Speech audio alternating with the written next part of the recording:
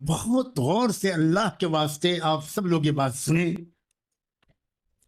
کہ آخری فیصلہ کن مرحلے سے پہلے ایمان والے، کامل ایمان والے وفادار بندوں اور بندیوں کو نفاق والے بندوں اور بندیوں سے الگ کیا جاتا ہے۔ یہ ایک پروسیس ہے لازمی، اور یہ عاجز، کمزور اور ناتواں، ناقص العقل، ناقص العلم بندہ قسم کھا کر یہ گواہی دینے کی جسارت کرتا ہے کہ وہ پروسیس اللہ کی طرف سے شروع ہو چکا ہے۔ اپنے ایمان کی فکر کرنے کے یہ آخری دن ہے، یہ آخری دن ہے۔ تو اس سے پہلے ایسے حالات اللہ تعالیٰ رونما کریں گے، اور ابھی یہ پروسیس شدت کے ساتھ آگے بڑھے گا۔ کوئی یہ نہ کہے کہ ہم بے خبر رہ گئے، اس لیے یہ عاجز بہت کھول کر عرض کر رہا ہے۔ یہ حالات فلاں پارٹی اور فلاں پارٹی، یہ تو اللہ تعالیٰ کی طرف سے کٹ پتلیوں کی طرح یہ اوزار استعمال ہوتے ہیں بھائی۔ کرنے والی ذات، فاعل حقیقی صرف اللہ ہے۔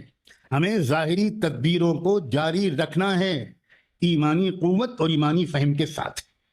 ایمانی قوت اور ایمانی فہم کا یہ مطلب ہرگز نہیں ہے کہ ہمیں ظاہری کوششوں کو بند کر دینا ہے، اور ظاہری کوششوں کو کرنے کا یہ مطلب ہرگز نہیں ہے کہ ہم دھوکے میں رہیں اور وہ یہ سمجھتے رہیں کہ مسٹر اے یہ کر رہا ہے، مسٹر بی یہ کر رہا ہے، مسٹر سی یہ کر رہا ہے۔ ایک نظام ہے، یہ اللہ تعالیٰ کا ایک زبردست well planned, well programmed, sophisticated ایک پروگرام ہے جس کے مطابق دنیا میں حالات آ رہے ہیں۔ دوسرا مقصد اللہ نے بتایا، ایمان والوں کو دوسروں سے الگ کر دینا۔ ایک مقصد یاد رکھیں، اچھی طرح یاد رکھیں، آخری میں جو ایمان والے بچیں گے وہ تھوڑی تعداد میں ہوں، اکثریت بالکل چھانٹ دی جائے گی، وہ کفر کے ساتھ، اسلام کے دشمنوں کے ساتھ کھڑی ہوئی نظر آئے گی، اور وہ اکثریت آسمان سے نہیں اترے گی، ہم ہی اور آپ میں سے نکلیں گے وہ بدقسمت لوگ۔ اس لیے اپنی فکر اور اپنی اہل و عیال کی فکر، اپنے بچوں اور بچیوں کی نوجوان نسل کی فکر، اپنے گھر کی مستورات کے جذبات کو بنانے کی فکر، ان کے ایمانی تعلق کو اور اسلامی دین اور شریعت اور تہذیب اور قانون سے ان کے وفادارانہ تعلق کو مضبوط کرنے کی فکر کو ہر فکر پر غالب کر لو دوستو، ورنہ خون کے آنسو رونا پڑے گا۔ فرمایا دوسرا مقصد اور ہے، وَيَمْحَقَ الْكَافِرِينَ۔ عجیب عجیب غریب اللہ آپ کا کلام، آپ بھی عجیب ہیں، آپ کی ذات بھی عجیب ہے، آپ کا کلام بھی عجیب۔ فرمایا اس وقت تم کو شکست دینے کے پیچھے ایک مقصد اور ہے، اور وہ یہ کہ اس عارضی کامیابی پر مغرور کر کے اللہ کافروں کو ہمیشہ کے لیے مٹا دینا چاہتا۔ اللہ اکبر، اللہ کی تدبیروں کو سمجھو۔ اللہ کی تدبیروں کا پہیہ اکثر الٹا چلتا ہے۔ دشمن تالیاں بجاتے ہیں، کم سمجھ اور کمزور لوگ بہت نا امید اور خوفزدہ ہوتے ہیں، اور ہوتا کچھ اور ہے۔ جس وقت فرعون کی اپنے فوج کے ساتھ پیچھا کرنے نکلا تھا حضرت موسیٰ علیہ السلام کے، تو شروع میں کیا امکانات تھے؟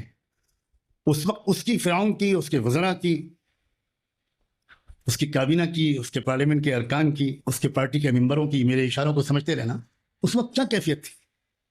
وہ تو یہ سمجھ کے نکلے تھے کہ بس بس بس بس ابھی پکڑا ہم نے اس کو، موسیٰ کو، اس کے ساتھیوں کو، بس ہوا کیا وہ ہم سب جانتے ہیں۔ پہیہ الٹا چلا شروع میں کہ سیدھا؟ خطرے میں شروع میں کون آیا؟ ایمان والے خطرے میں آئے، یا شروع ہی میں خطرے میں فرعون اور اس کی پارٹی آئی؟ پہیہ ہمیشہ الٹا چلتا ہے، اس بات کو سمجھو۔ یہ عجیب بات ہے، جب فتح اور کامیابی ملتی ہے اس قوم کو جس کی خداوندی تربیت نہیں ہوتی، ایمانی اور روحانی تربیت نہیں ہوتی، تو اس فتح اور کامیابی کو کے نتیجے میں وہ بہت متکبر اور مغرور ہو جاتے ہیں۔ مجھے اللہ تعالیٰ چاہتا ہے کہ اللہ ایمان والوں کو دوسروں سے الگ کر دے، جو اصلی ایمان والے، کامل درجے کے یقین وفادار بندے۔ حالات کچھ ہوں، ہم تو حق کے ساتھ ہیں، ہمیں ادنا درجے کا شبہ قطعا نہیں ہے، نہ اللہ پر، نہ اس کی قدرت پر، نہ اس کے وعدوں پر، نہ شریعت اور دین کے حق ہونے پر کوئی ذرا بھی شبہ نہیں۔ اگر دنیا بھر سے مخالفت ہونے لگے تبھی تو پتہ چلے گا کہ ہمارا اپنا اعتماد دین و شریعت پر کتنا ہے۔ اگر سب لوگ دین و شریعت کی تعریف کرنے لگ جائیں تو پھر تو کوئی کمال نہیں۔ اس کے بعد فرمایا ایک اور مقصد ہے، وَيَمْحَقَ الْكَافِرِينَ لِيُمَحِّصَ اللَّهُ الَّذِينَ آمَنُوا وَيَمْحَقَ الْكَافِرِينَ۔